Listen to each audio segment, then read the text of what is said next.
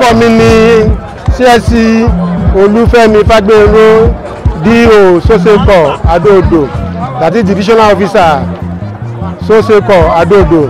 Mo jẹ́ ọ̀kan nínú àwọn tó ti ń ṣeré ìdárayá tó ń gbá bọ́ọ̀lù láti ilẹ̀ wá.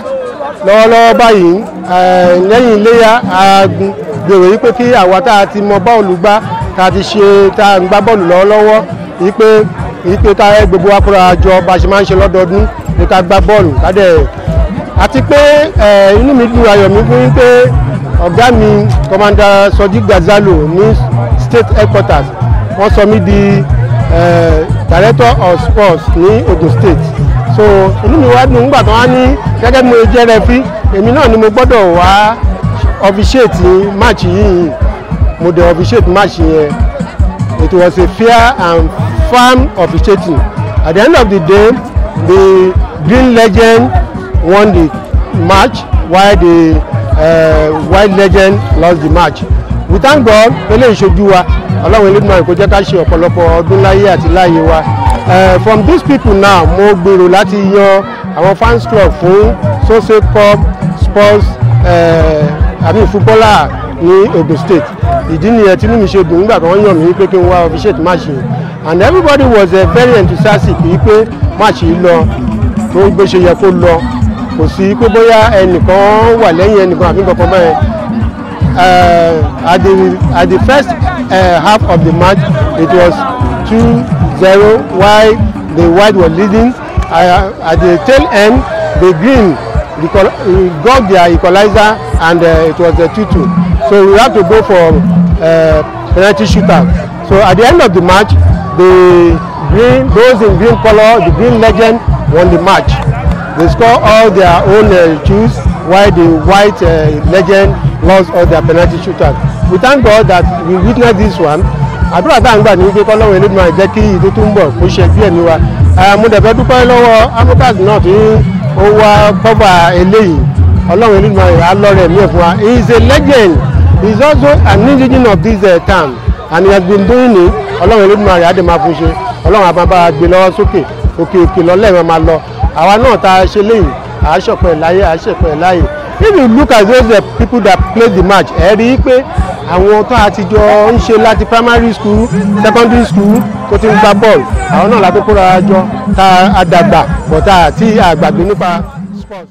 Orúkọ mi ni Princess Akapo Tèmítọ́pẹ́. Mo jẹ́ ọmọ bíbí ìlú Adó-Odò.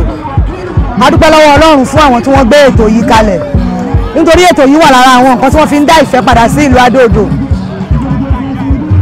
Mo dúpẹ́ lọ́wọ́ àwọn football legend Adó-Odò, àwọn tí wọ́n kóra wọn jọ tí wọ́n ronú láti dá ìgbésẹ̀ yìí sílẹ̀ pé ká fi ṣe àríyá ọdún iléyá láti tún mú kí ìfẹ́ túbọ̀ pọ̀ ní àárín wa. À ń fi àwọn kan dá ìfẹ́ padà sí lọ́dọ̀. A dúpẹ́ lọ́wọ́ Ọlọ́run pé ìfẹ́ tó ń padà wọ̀lú Adó-Odò, ìfẹ́ náà ò ní túká, á túbọ̀ máa gbòòrò sí ni.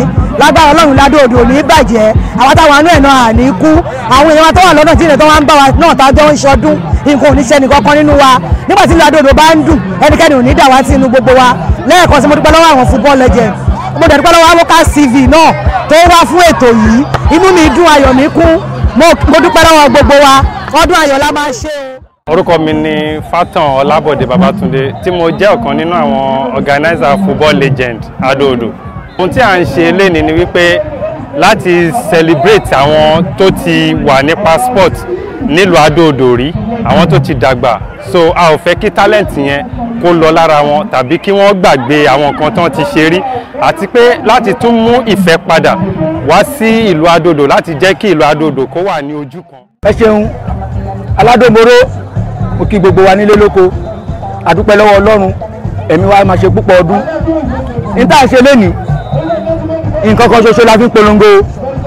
Lóòótọ́ ní orúkọ tèmi Comrade Ọ̀jẹ́lẹ́yẹ Ṣẹ́gun, National Youth Council Coordinator Tadó-Odò Ọ̀tà, tàwa jẹ́ aláǹfààní tó jẹ́ pé Adó ń bí làwa ti gbérí láti bí wa. Ní tá à ń ṣe gẹ́gẹ́ mo ṣe sọ ṣáájú fún ìṣọ̀kan. Ipẹ́ nìkan wà lókèèrè ó lọ́ máa wọn kan ṣọdún níbì kan àfẹ́ mọ́. A fẹ́ kí gbogbo wa máa padà wá ká máa ṣe. A dẹ̀ wá wò pé kí ló lè mú wa papọ̀. Ìgbà tá a gbá research yẹn, a rí pé nǹkan tá à ń pè ní sport, ní pàtàkì jùlọ football, òun ló lè so wá papọ̀ jù. Òun ló jẹ́ ká introduce nǹkan tá à ń gbá lénìí tá a pè ní legend football. tó ẹjọ́ bí tẹ́tí gbóhùn mi níbikíbi lọ́dún tó ń bọ̀ a tún fẹ́ kó tún ju eléyìí lọ àti dúpẹ́ lọ́wọ́ Ọlọ́run pé ti ọdún yìí ó ju tọdún tó kọjá lọ o so inú wa tún dùn pé lọ́dún tó tún bọ̀ a tún ju eléyìí lọ àwọn tí ò bá wa ra aṣọ tá a wọ̀ yìí èmi ti sọ pé ká má wọ̀ọ́rì òun á bùkù tòun òun á fọ́ra so ẹjọ́ unity happiness joy progress development òun là ń fẹ́ fi kíní wá ká wá rí wípé competition kan máa wá wà tá a máa gbá ọdún kọ̀la láti fẹ́ gbá final ibi tẹ́ bá ti ń gbọ́ mi àwọn ẹni tó máa sponsor ẹ̀ ọdún kọ̀la láti gbá final tó bá wá di ọjọ́ kejì ká ṣọdún kí gbogbo wa pẹran níbi tẹ́ bá pẹran ká jọyọ̀ tó bá wá di àyájọ́ ọjọ́ kejì ká bọ́ síta ká tún ṣerú eléyìí tá a pè ní football legend tó bá dẹ̀ máa fi dọjọ́ tó máa ti kẹta kí oníkálukú padà sẹ́nu iṣẹ́ ìyẹn ni o à ń fẹ́. Good evening, my name is Prince Ikpomola Babatunde Abel, aka Arise and Shine. I'm one of the players of Legend Football Club of Adodo. This is happening immediately after second day of Ileya. It is happening live in Methodist Primary School Adodo. It is a yearly program that individuals do come from nook and cranny of the country to embrace this great legend. In fact, you see 75 years, 70, 16 and above. The rich, the poor will come together to make sure that Adodo is great. And having said that, this thing has to bring everybody together to work in unity for the progress of Adodo.